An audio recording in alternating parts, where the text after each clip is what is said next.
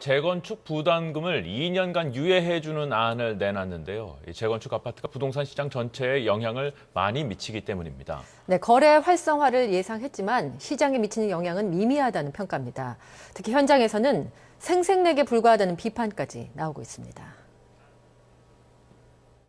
지난달 개정된 재건축 초과이익 환수법에 따라 2014년 말까지 관리처분계획 인가를 신청하는 단지는 재건축으로 인한 초과이익에 대한 부담금 부과가 면제됩니다.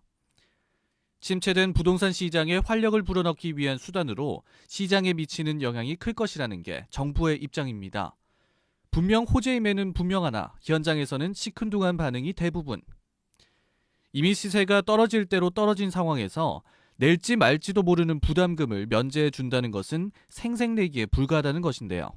부동산 경기가 좋고 아파트가 올라가고 했을 때 그거를 그런데 지금에 와서 부동산 경기가 다 죽고 아파트 값이 수억씩 떨어지고 이런 상태에서 그걸 갖다가니 폐지도 아니고 한 2년 연기시킨 거에 대해서 지금 했다는 거는 이건 내 정부에서 볼 때는 맞지도 않는 얘기고. 취득세 감면에 이어 잇따라 대책을 내놓고는 있지만 투자자들의 반응 역시 싸늘합니다. 당장 닥쳐올 일이 아니라 이제 2년 후에 이제 미래 이제 일이다 보니까 아직 매수자들한테는 그렇게 크게 와닿지 않는 상황인 것 같고, 또 지금 이제 기존 주택들이 많이 내렸기 때문에 개발 이익이 그렇게 크지 않아서 개발 이익 환수금 그 부과 자체가 무의미하지 않나, 그런 게 시장의 반응인 것 같습니다.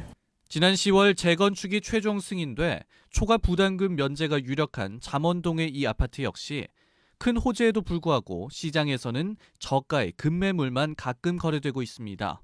경기 흐름이 너무 안 좋다 보니까 그런 영향은 아직은 없고 그대로 그 급매물만 소진된 상태로 가고 있는 것 같아요. 제가 봤을 때는.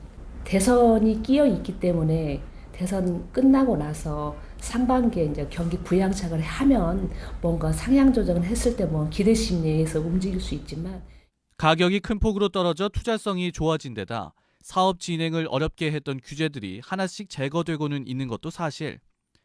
하지만 침체의 골이 깊은 만큼 추가 하락에 대한 우려로 투자자들의 움직임은 더욱 신중합니다.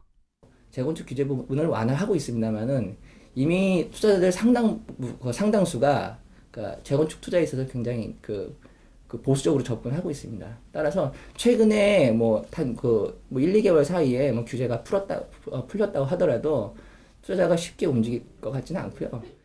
가격 하락과 거래 한파로 어느 때보다 매서운 겨울을 보내고 있는 재건축 단지.